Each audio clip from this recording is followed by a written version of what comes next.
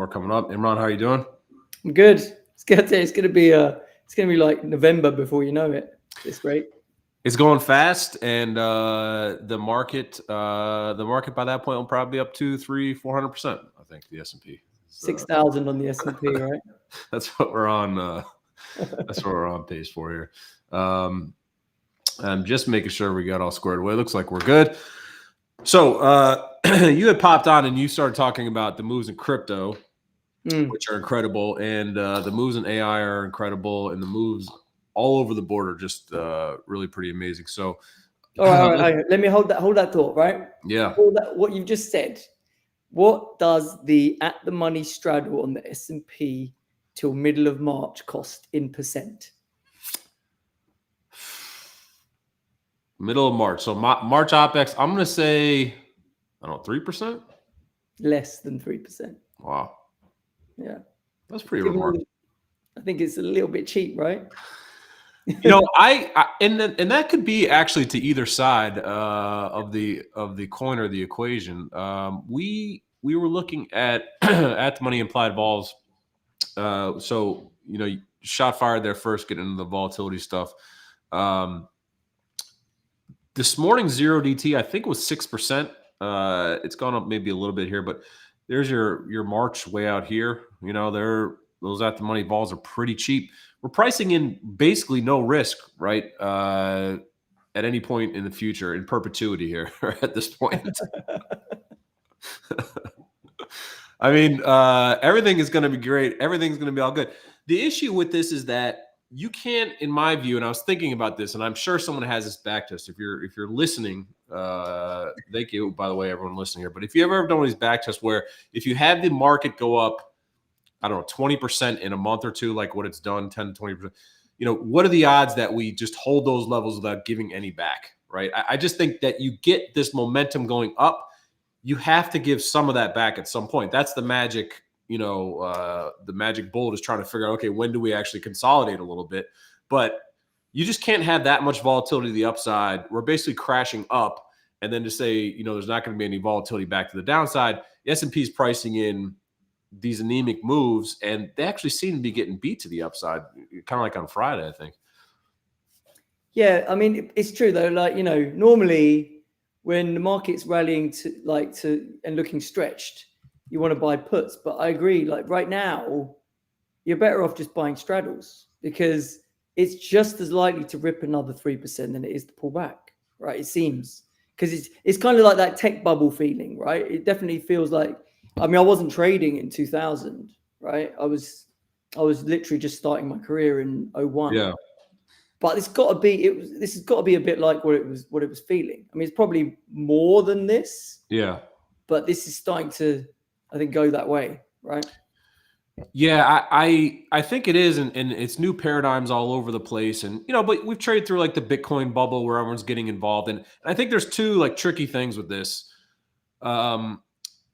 The first one is that, like meme mania, for example, was this insane period where, everybody and their brother was really talking about all these stocks can only go up. And then, crypto is sort of the same thing where like, your mom starts asking you about, hey, like, I'm gotta get some of this Nvidia, and I haven't quite hit that part. And there's, that moment, but there was actually some interesting data here related to this. This is OCC data. So they tell us each week whether people were buying or selling options. So this is not our sort of estimation here. This is the OCC telling us. This is buy to open premiums. So this is peak manias of, 2020. And obviously there was the whole free capital, right? Everyone's literally getting checks into their inboxes. You're forced to stay at home and had nothing else to do. So I don't know if we hit that, but this November, I think, of 2020 was the craziest period. Obviously, there was such a crescendo there. And you can see that last week, this data is, again, updated weekly. Last week, there was a big chunk higher, right? So now we're starting to get some of that, to your point, that, hey, this is starting to maybe get some of that 2020 feeling. But my takeaway from this is that we only may be mid-arc, in this. Because it's the election year, because I think they'll pull out all the stops and blah, blah, blah. I think that we're overbaked and need a correction here. But to say that it's in for the year, or that this can't get a little bit crazier, I think that more has to get sucked in. No, I agree. I'd be very surprised if this is the top for the year. Very surprised, right? Like it feels very stretched in the short term, but yeah, to think that this is the top.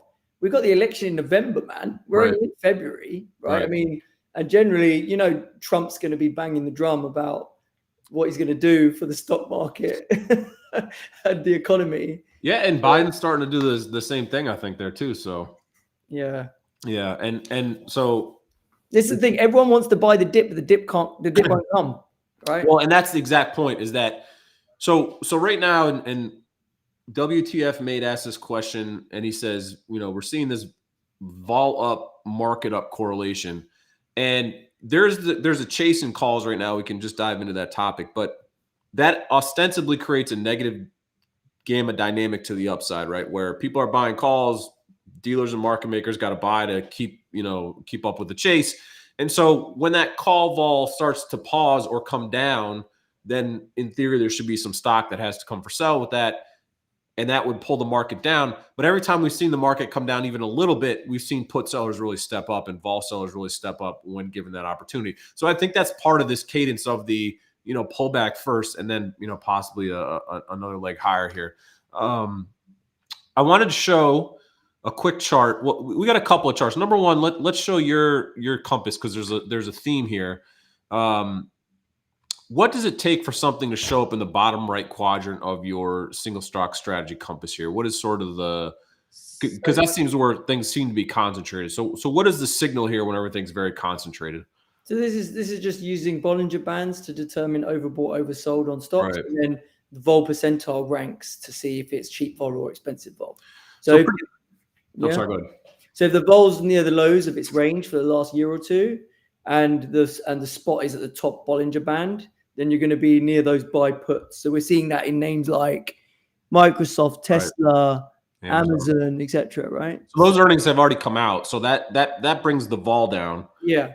In general, and then up near the Bollinger Band, we have this thing called a squeeze scanner, and one of the components actually we put in there is something like a Bollinger Band, just a technical trigger to show, hey, you know, is this stuff too high? And so there's nothing on our squeeze scanner anymore because everything has already been sort of squeezed. We put this chart together, which is a contour chart, and I know it's a little tough to see here for everybody.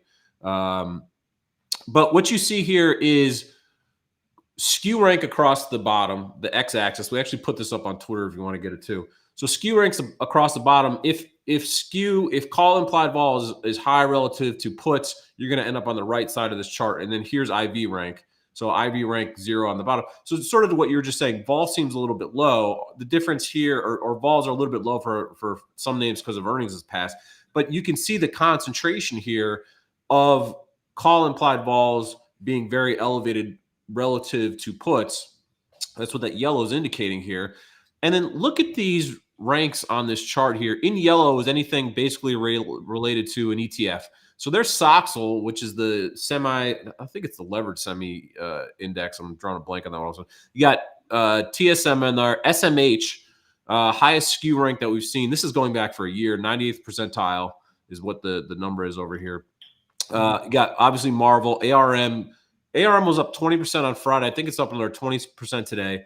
Obviously got Nvidia on there, AMD, Intel. Look at these ETFs here. So triple Qs, TQQQ, the triple levered NASDAQ is at its 90th percentile skew.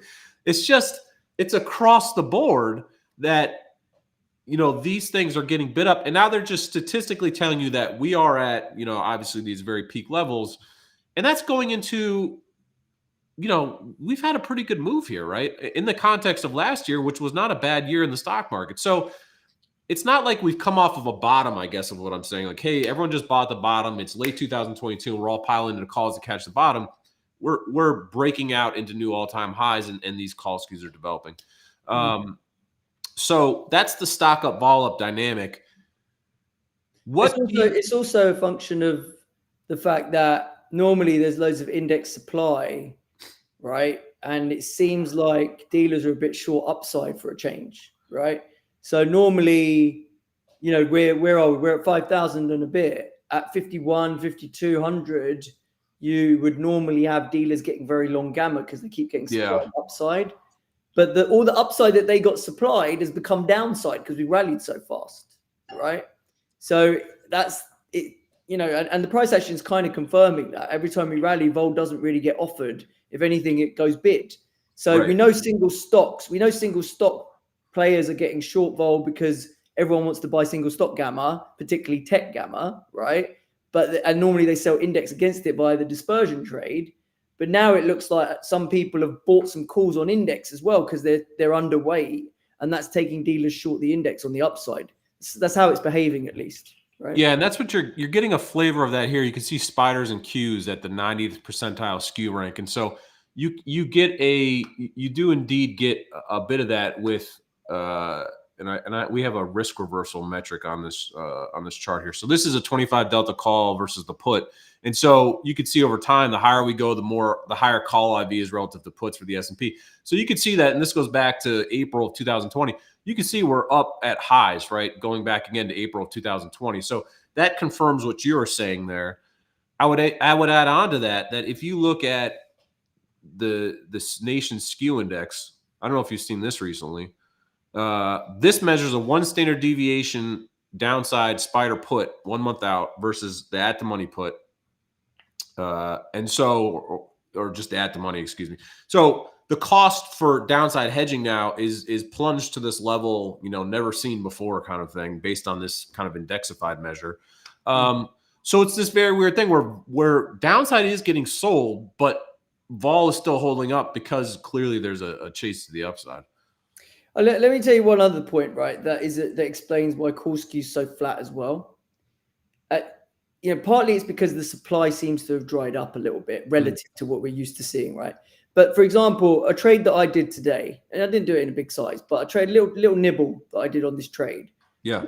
I bought some end of February calls, 5100s, and then I delta hedged them fully and a little bit extra. So they're 35 delta calls.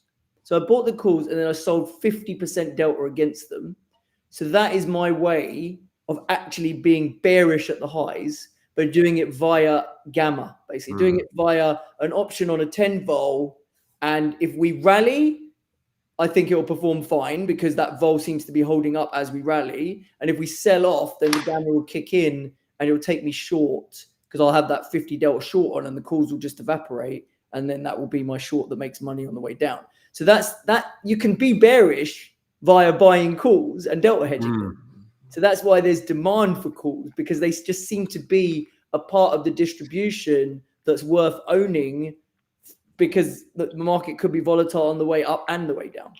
Yeah. It's a great point. And I think that, even though, like you said, call skew is flattening, the S&P vol just in general is not very expensive. So I think even call replacements here can make a lot of sense. There's a lot of structures to your point. If you own some of these names that have gone up, I don't know, 50% in a month, some of these things you can replace pretty easily with calls, and that does protect you in case we do get a little bit of downside. But I think there's a lot of those interesting trades in the S&P. And look, are we like the time frame that this reminds me of is June of last year, if you remember that, where AI, that's where the AI kind of talk really started to heat up a lot and stuff started going crazy. And here's right in this window is OPEX, right? And so you could see, there was just this little break, right? And I think that's kind of the default case I'm looking at here, because these call skews in single stocks where actually have call implied vols higher, right, than a relative put, and where the S&P is a little more flat. I think that the rolling of a lot of these positions, can snap some of that momentum. What do you think, if anything? I mean, this week we have CPI tomorrow, we have VIX expiration on Wednesday, and then OPEX on Friday. Is that enough in your view to kind of get a pause here, just kind of break this momentum? Because it is really just a big momentum trade, right? Yeah, I mean, the momentum factor, like Goldman's put out a thing saying the momentum factor is on the absolute moon, right? So most overbought since 2020. So, but the problem is everyone agrees the market's overbought and it doesn't want to go down. So I just think, yeah, I mean, if you've got the spare capital to buy some cheeky puts or I think VIX calls are probably better than S&P puts. Right? Yep. I've been saying that for a while. I think that still holds. I think owning some March calls on the VIX, given that a load of February calls are rolling off on Wednesday, that whoever's got a load of Feb calls on the VIX might want to replace some of them in March if they haven't already, because the open interest is dropping quite significantly because they piled into the February calls. Like some lines had like 400,000 options open interest. Yeah. And now we've only got like 250s on March. So I think there might be some March call buying. So that flow is going to support that trade. And just in general, if the market does pull back, you'd expect VIX to have a little bit of a pop. So yeah, I think owning VIX calls or S&P puts. Yeah, and this right here was VIX expiration in January. If you remember, there was a big pop. I think there was a couple of big VIX call buyers, to your point. So into January OPEX, where I thought we would get some weakness after that. You disagreed. You win. You definitely won that one. S&P broke like a rocket ship higher, so we got kind of stock up, ball up, I guess, after right at that Friday close. But VIX, it gave this impression all of a sudden it broke above 15 with some of this rolling of positions, I guess, into expiration. So this is enough, I think, to kind of just shake things up a little bit. And the other reason that you bring up the VIX, which makes a lot of sense, is that if the S&P does rally another 5%, then your puts are going to be in S&P would be so far out of the money, right? They may not be reactive at all, but the VIX may stay where it is, right? We may still have a 13.5 VIX. Well, I don't think it may. I mean, 5% rally, the VIX is definitely staying where it is. The only way the VIX is going down is if we grind up really slowly 1 to 2% over a couple of weeks, basically, right? But if we suddenly find ourselves, we're on a 10 vol implied on the at the monies, and we have like 1-2% up days, I mean, that's like a 16 to 30 vol realized. They're not going to offer the vol at 10, right? So the VIX will hold, and it might even go bid just because it should do because of the realized. Realized is 14 right now, implied at 10. So, the fact that implies trading at a discount to realized is because there has been some selling of index, but it seems to be getting exhausted. And the dealers are sitting there going, why would I be short gamma at 10 when it's realizing 14? Doesn't make any sense, right? Yeah, so you get and that's part of the problem though, is that if vol comes down because the market stops moving up so much, then a lot of that call skews are gonna drift back towards the put side, right? And then that will naturally invoke some momentum naturally invoke downside momentum, I'm saying. Nvidia here also reports on the 22nd. Yeah, back there, right there we go, 21st. This stock, if you look at the breakdown of the S&P components, which is here again, this may be a little tough to sell, but we got Microsoft, Apple, Nvidia's number 3 now, market cap in the S&P 500. Then you got Broadcom at 10, which I was surprised about. I didn't realize that was so high. And then you got AMD now in the top 25. So the AI semi component is becoming even an increasingly larger piece, and I think that. I think Nvidia could be the point of pause here. Mm-hmm. I highlighted the last 2 earnings dates here before we came up, and there are these ramps in earnings you could see, right? People get very bullish, and don't get me wrong, these aren't end of days kind of pauses in the stock, but there is something there where I think a lot of the positive reaction gets pulled forward, right? Yeah. You don't want to be short this stock in the earnings, and you can see there's a repeat kind of cadence here, right? It gets heavy bid into earnings. I mean, it's been an unbelievable bid here into earnings. And if Nvidia call skew comes down, then you're going to have SMH call skew is going to come down. The Soxel stuff, Qs are going to have to come up. S&P now maybe even be affected by that, right? Because it's reversal. I mean, look at this call skew. This is 1 month call skew. So we're looking at in green here, the skew for Nvidia, and this was the skew into their last earnings, apples to apples. This was the mid-November skew for 1 month. So you can see that this is an exceptional bid for these upside calls. I think it's so hard for the stock, because it's also been up this much. Like, what numbers do they have to print where people go, oh my gosh, we underpriced this thing and we can bid it even higher, with that call skew, with the, I don't know, what is this, a 40% stock rally?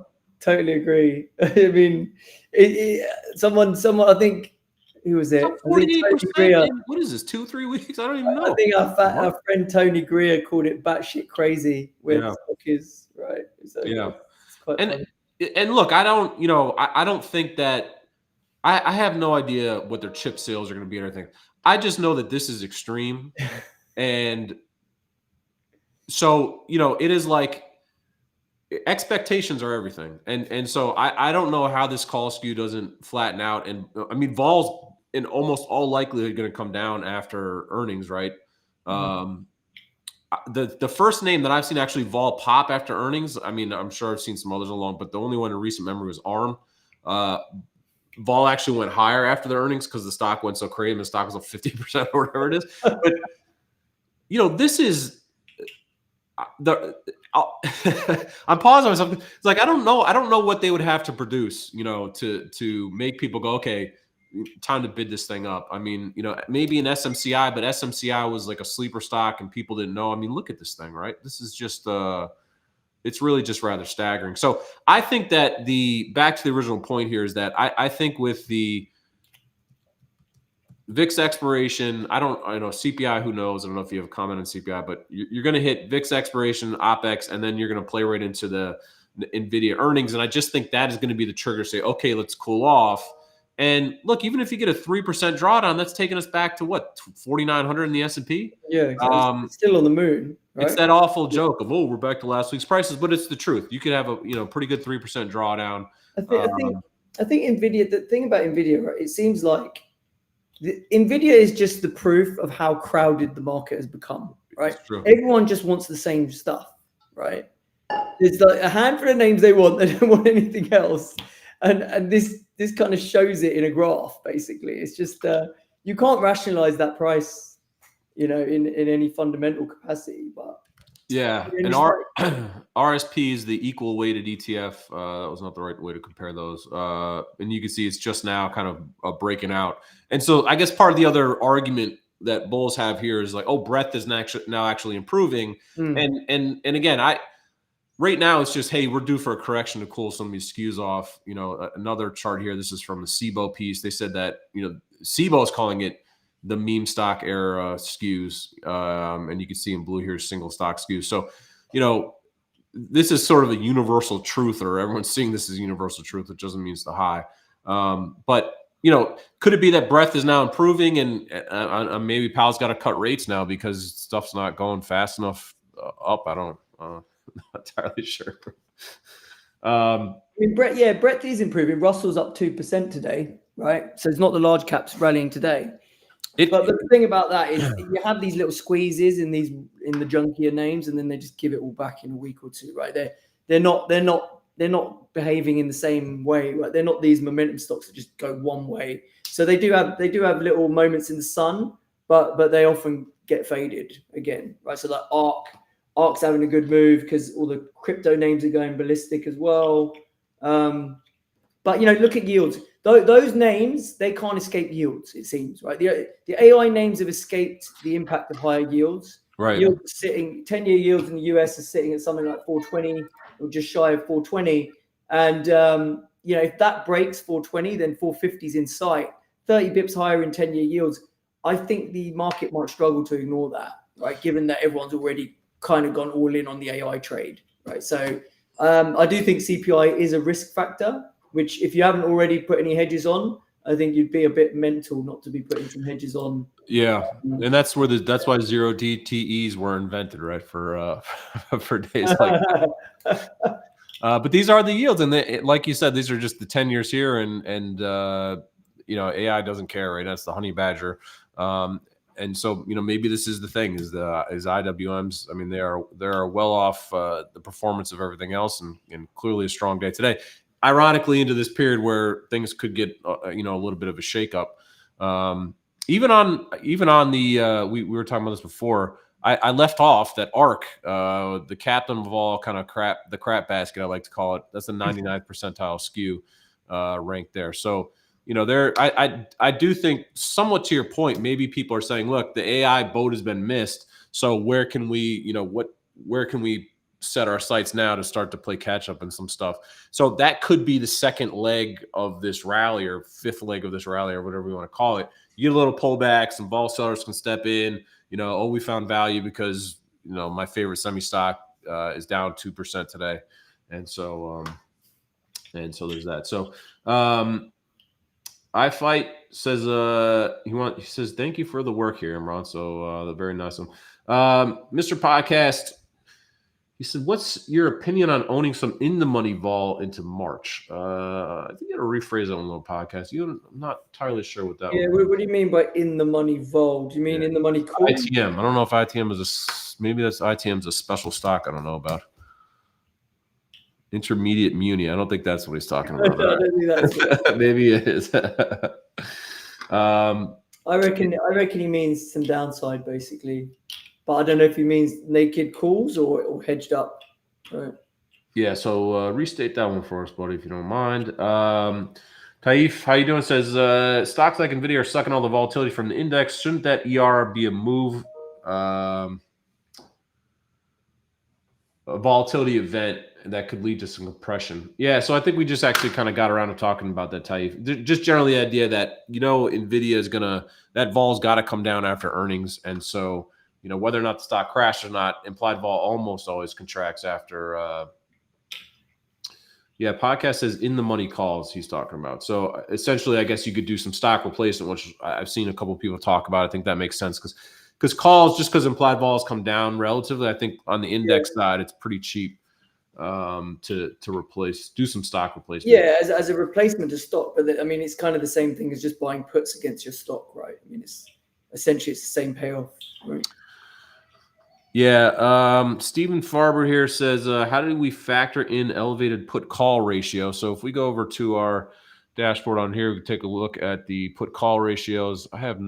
We've been looking at single stock call volumes, which are near highs. They're not at record highs. Here we have this is just single stock put call ratio. So almost to the similar point, this is 2021. Here's, the June period. We were just talking about June, July. This kind of also lends the idea that maybe there's a little more to squeeze out of this thing, right? I've never used put call ratio as much of a signal, if I'm honest, but that's just me. I don't think it's got that much signal strength in it because, it varies, right? Like, are people selling the puts? Are they buying the puts? I just think you need more information than just the put call ratio. I don't think it's a particularly useful indicator, personally. It's a fair point. I do think that there are times at the extremes of a lot of these things where it starts to get interesting. Obviously you can see there are these times where the amount of put volume trading, almost like the bull bear fear greed index, right? Where you get these really extreme, but we're not to extremes yet by any kind of piece. Text says, is Feb OPEX big enough to change the setup? So if you look at the expiration, this is across the major indices. This is it's a decent size expiration. This is March. You can see March is quite a bit bigger as it's the quarterly expiration. Orange is calls on here. This is called delta. So, no surprise, we built up a lot of call deltas here.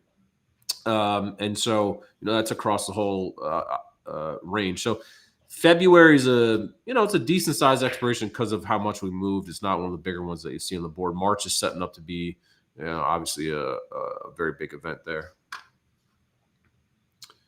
I think the VIX February is chunky. So I've been paying more attention to the VIX, to be honest.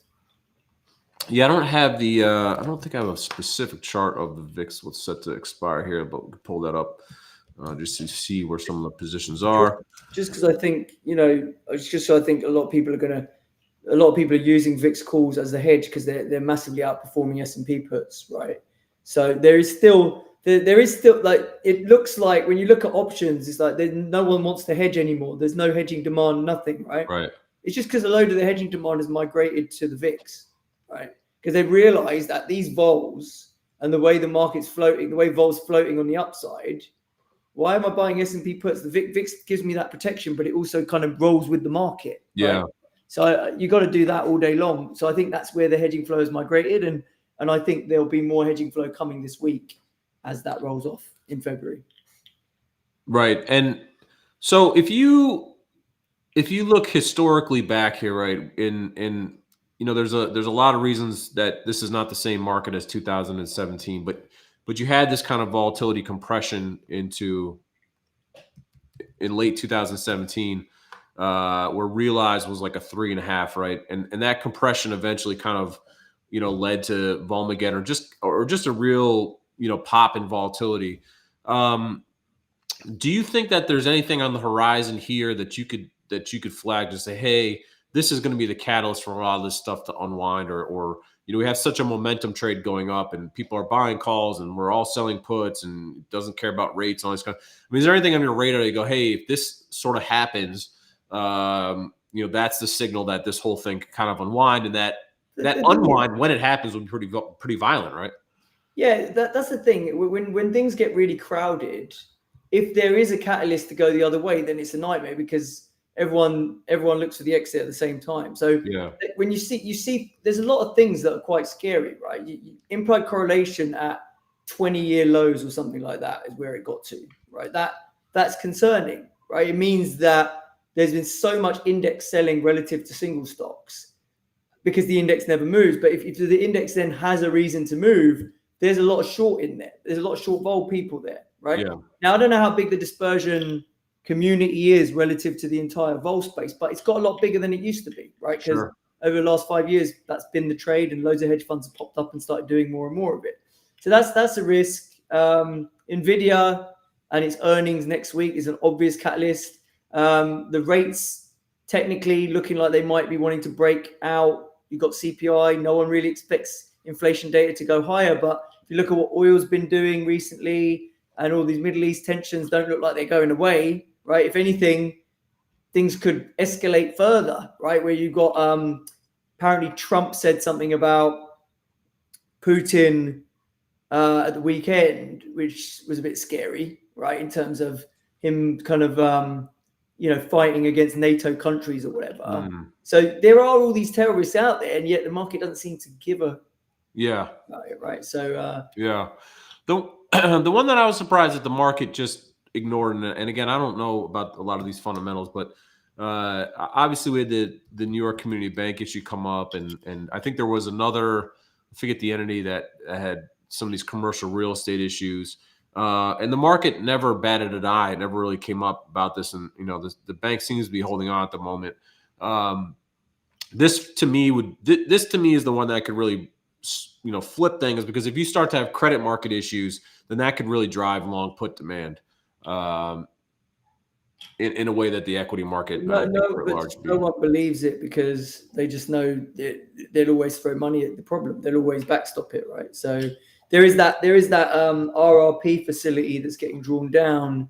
I don't know where the number is now, but the idea was that was heading towards zero by sometime in March, at which point that would create some plumbing issues potentially and a need for, well, we'd basically have issues for the banks, I guess, right? So I don't know if that's going to happen, but people will talk about that as a potential catalyst as well. John Kirkpatrick here says the BFTP program that's still in place, so that's saving everybody at the moment. So I don't know if that trade will or that window closing, like you said, or that facility closing will switch things. RC has a question here. It's a good moment. RC, we generally save this one when we're going to talk about our hedge, which is our educational program.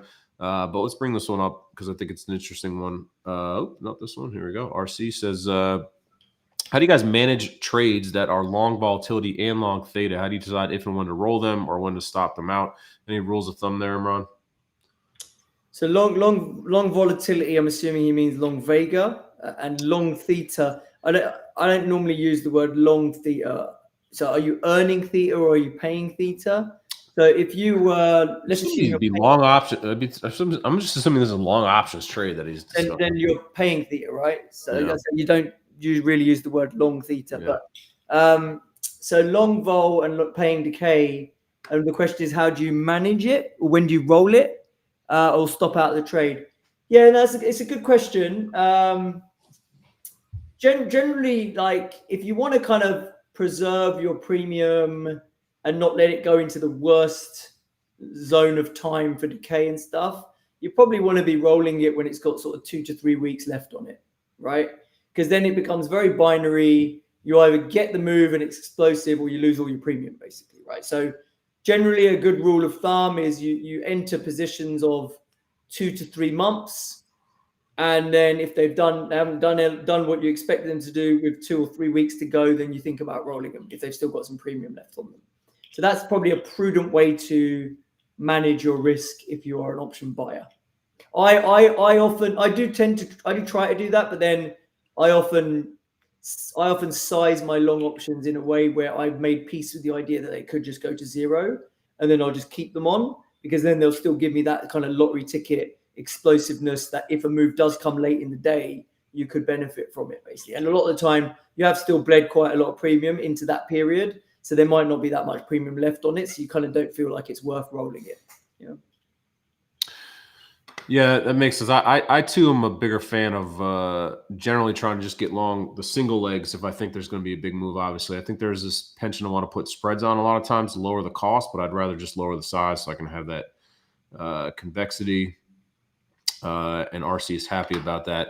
Now someone says there's a drop in Q. Famously, when we do these discussions, stuff seems to decline. Really? That's funny. Yeah.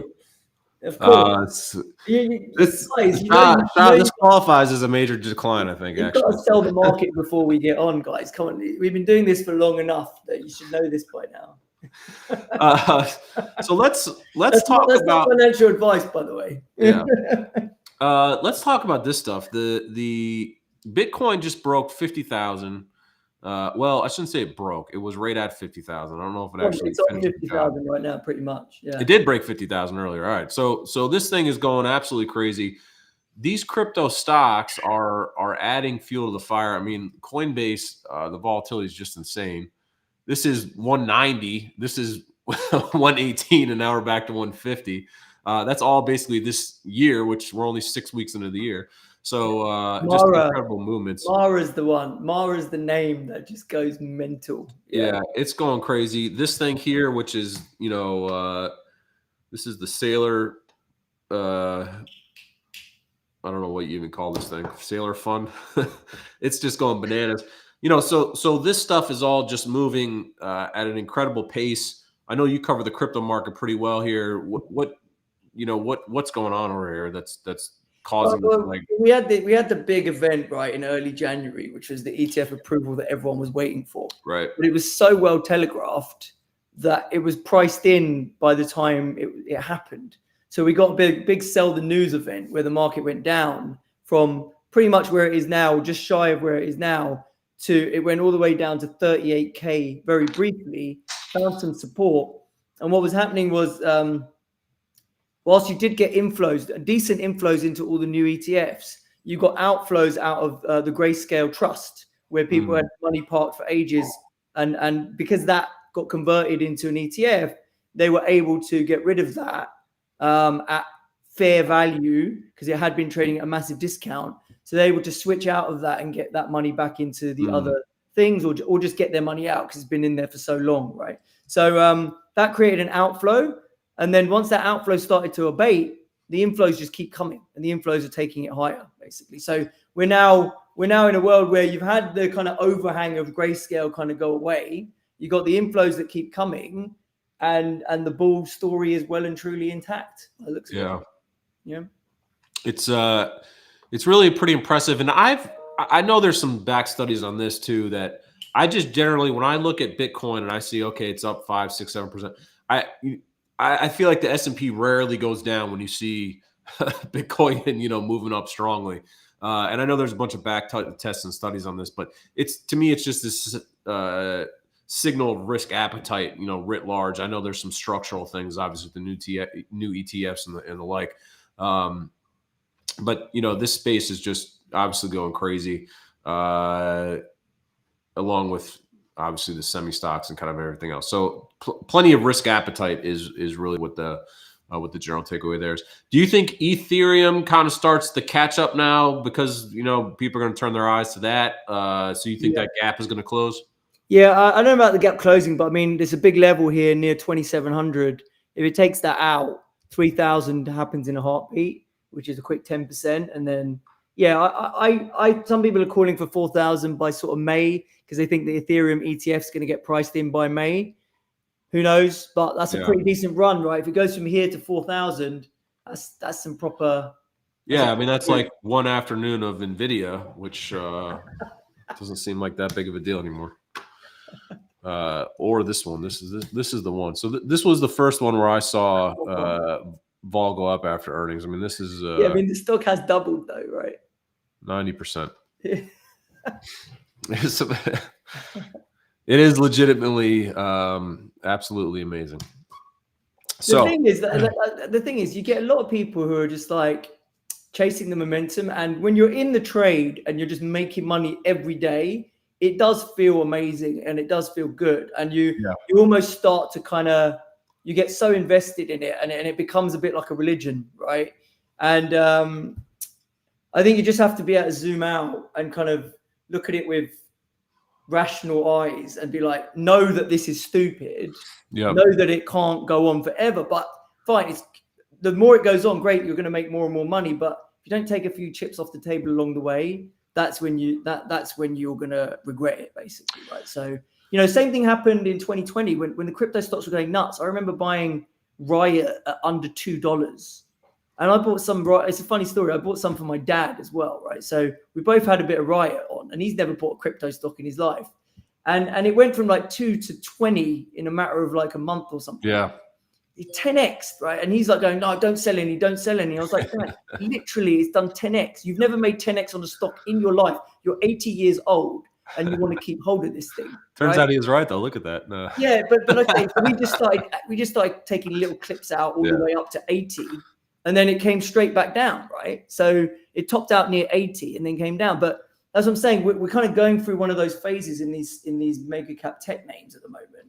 And whilst you obviously keep some, if you've owned it, you'd be mad not to, because you've got to run your winners. But to take no chips off the table, I think it's a bit mental. Like, same with uranium. I've been in uranium last year, and I've been in it for a few years now, and that's done really well, the uranium space. And I took a little clip off before earnings last week on Kamiko, one of the biggest miners. But I still own uranium, and I'm going to own uranium because I love the fundamental story there. But that doesn't mean I'm not taking some chips off the table. Right. And you could take chips off the table selling calls into these things, right? I mean, yeah, you don't want to give away all of your upside, but you're likely to not get call implied vols that are better. I don't know what they are, but 5 or 10% of the money vols in ARM are probably the highest they'll maybe ever be. I have no idea what they are, but I feel safe after the stock being up 80% in 2 days saying that. It's remarkable. And to your point, pigs get slaughtered at some point, right? And that's generally what happens. If you remember, the crypto mania was all, everybody was retiring, right, quitting their jobs to become crypto traders, and that was going to be the thing, right? And it's sad because that's kind of what I did. Well, it was the same thing with me mania, right? GameStop, and it became a religion, and people didn't want to sell that stuff, right? And AMC, we're not leaving and all that kind of stuff, and it's a shame because I think a lot of people who made small fortunes probably gave a lot of that up. Mm-hmm. So so a lot of craziness out there. All right, so we're coming up towards the top of the hour, Imran. Let's just get your quick synopsis here of what you think plays out over the next, call it 1 to 2 weeks. Again, CPI tomorrow, VIX expiration. Just give us another summary before we wrap things up. Sure. So yeah, CPI I think is important. It seems that most of the market participants' expectations are inflation continues to come down, and therefore they're long stocks and they're long bonds. So there is clearly a positioning pain trade forming in stocks and bonds going down together. Yeah. And that's going to happen if we do see hotter inflation prints, right? And someone mentioned shipping rates have been going a bit nuts in the last couple of months, and we've seen a bounce in oil as well. Do these things start to show up in the inflation data? And when they do, is that the catalyst for yields to break higher? And I don't think stocks can ignore yields forever. They can go through periods of ignoring yields, but you saw it you saw, like you mentioned last summer, the AI boom started happening, but then as we got yields just going nuts to the upside in kind of October, stocks just had to fall, right? They in September, October, stocks couldn't ignore it forever. So I think we're setting up for something similar. If yields break higher, then I think, you know, I think stocks are going to struggle to ignore it from here. Yeah. And this is that divergence that I think you're talking about. There was a major bond move obviously after Powell said, I think we're done or whatever, and now the two have really diverged. And so maybe to your point, if CPI does come in a little bit hot tomorrow, that would certainly suck the wind out of some of these sales. At least just bring a little bit of reversion.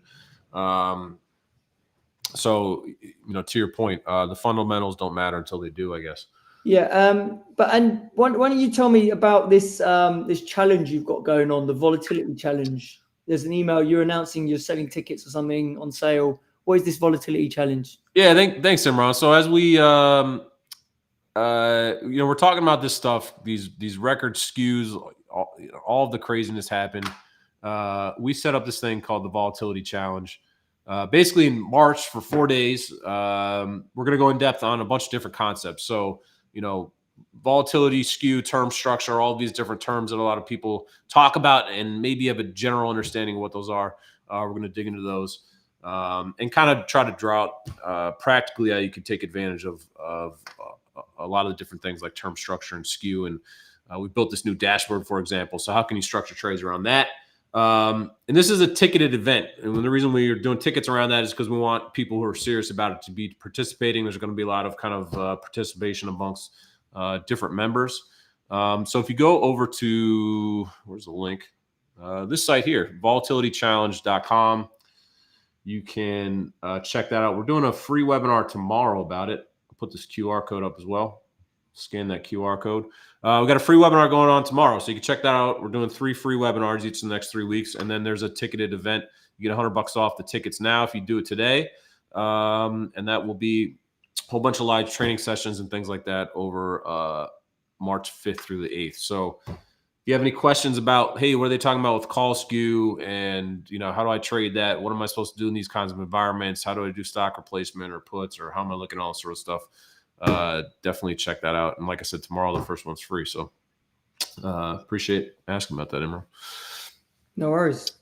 Now on your side, we showed your presentation here briefly over at Options Insight. You've been doing a lot of great stuff on Twitter. You want to walk us through anything specific on the dashboard you got up here? Yeah, so these are all a few pages out of my my macro options daily. So my subs get this every day. So that page there you're showing is the fixed strike vol surface changes. So I monitor that every day to kind of get a feel for what is going on under the hood. So not just looking at VIX up or down. I mean, you've got a similar monitor on your side, fixed strike vol, but that really gives us a better gauge for whether the street is long or short at any sort of moment in time. And then we can infer kind of positioning from that and whether realized vol is likely to go higher or lower based on street positioning. So that's what that's there for. We've got the strategy compass above that, which is cross asset. So I look at equity, commodity, sectors, and bonds there. Those are all the assets that I cover to get a flavor for whether things similar to the single stock radar that we talked about before, but just showing that equity puts look extremely cheap right now, which shouldn't be a surprise to anyone. Yeah. But just kind of, we put it all on one place, so you can kind of see where the assets sit relative to each other, right? So you can see China, Nikkei, Russell all look a bit expensive vol-wise relative to things like Europe and S&P and Nasdaq, where their vol's very, very cheap. So you'd be more interested to buy puts there from it just being cheaper optionality perspective. Yeah. Now, you just remind me of the China trade here, because some of these skews are starting to pick up in these Chinese names, turning more towards call skews, just dip buyers, right? People buying these all-time lows. Do you have any views on these? Yeah, I actually think the China call skew taking over, like China was in put skew for a while, but then towards the end of the year and certainly now it's flipped to call skew, even though the spot hasn't really bounced that much yet. So that often a big shift in skew on something like this, which has just been trending lower and lower and lower, can actually be a bit of a signal that it's getting exhausted to the downside. Yeah. Yeah. So I bought some June calls, which have kind of halved in value. I bought them at the end of last year. I think it was the end of last year. It might have been really early this year. But basically, I bought some June because I was like, I don't know how long it's going to take for this thing to bottom out. But we've got to be getting quite close, I think. Sentiment is beaten up so bad in China.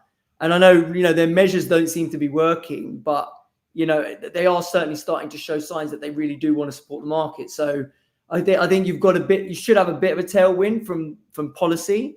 But you have to convince foreigners to invest in China, and that's going to be difficult after 3 years of the performance that we've seen. Yeah. Well, the way that this market's going, people I think will just start searching for stuff that is not at an all-time high and maybe just start going buying it. It's like, well, they'll only do that when Nvidia stops going up. Right? I mean, they don't need to invest in anything other than tech stocks. There's four names that they need to invest in, and they don't have to care about the rest of the market. Now, when that changes, they will have an incentive to look for value. But so that may be the catalyst. Maybe the catalyst for China is US tech coming off, right? I don't know.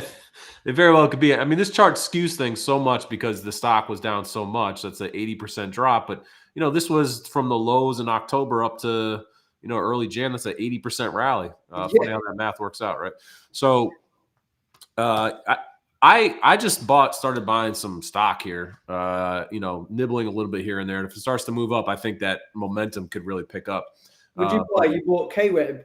I bought some of the EWH. I own some KWeb because I don't know anything about the individual companies, and I'm not, I'm just trying to FXI calls. Yeah. So those are the three exactly on FXI, KWeb, and I did buy some Alibaba as well, so I brought that up for full disclosure. And don't go by me with those things, but I just like the indices here because I don't know how to pick the right stocks or the wrong stocks, and I think we could get a good 10% rally here, like it's nothing, and. You could also get the 10% downside, but that's why I bought the stocks. So I don't have to worry about the options. I can let it work a little bit here, and I don't have to think about some of those different dynamics, right? If I just want to let it out or let it play out, I generally like holding stock in those instances. All right, so thanks for that, Imran. Glad we covered that one because that's about the only thing left in the world that's at lows like that. So for more from you can go to optionsinsight.com. Yeah, and you're at optionsinsight on Twitter/X. You post a lot of great stuff there. So everyone should please go and check that out. And if you like the crypto bit that we talked about, I've got a crypto options unplugged podcast. That's an awesome podcast too. Kudos to you. Fairly new podcast with a really good macro analyst called David Brickell on there. We do that every week, and it's on my channels or whatever, so you'll see it on there. Awesome. And I would just leave it as, I think I thought there would be weakness into January. We got a little micro pullback pre-January, and then things just ripped to the upside. I do think because we have such heavy call skews, just so it's clear what I'm expecting, I think we're going to get a little bit of pullback into the start of March at least. 4,900 is this level I watch for. If all we do is pull back to 4,900, then I think it's just consolidation. That dip's going to get bought. If we break 4,900, and then I think that's the signal that something much more substantial is coming. But my sort of base case is that we kind of pull back and test this rough general area. I also think just maybe the CPI comes in hot, and that's actual legitimate trigger. But I think that these call skews will cool off a little bit. I do think Nvidia is going to bring a little bit of cooling because that call skew is so crazy, and everyone's paying so much attention to that stock that we consolidate just a little there. My hunch would be people would be trying to buy that dip, right, and then maybe that sets up for some higher highs. But that's what I'm looking at. So I'm calling for some consolidation here so that there's no questions around that. If you want more on us, you can go to SpotGamma.com. You get a free 7-day trial of our stuff there. Please join the Volatility Challenge. Like I said, free webinar tomorrow. We are selling tickets because we want people who are really serious about this. So check out these tickets. There's a lot of cool special guest speakers and some things like that coming up. And it's $100 off today. So scan the QR code and again do that. And I think that about wraps it up. Anything else you want to add in here, Imran? No, we're good, man. I think we covered it. Yeah, this was a good one. I hope everyone got a little bit out of this in terms of just seeing how crazy all these different call skews and things like that are. Pretty remarkable. I like these times when we get to consensus sort of like record data points like this, right? Like like highest call skews ever. Those are always pretty interesting to watch. So, all right, we'll leave it there. Imran, we will be back on next Monday with our Monday morning meetings. We'll have a lot of stuff to talk about there. And then, of course, we'll be here a month from now for OPEX.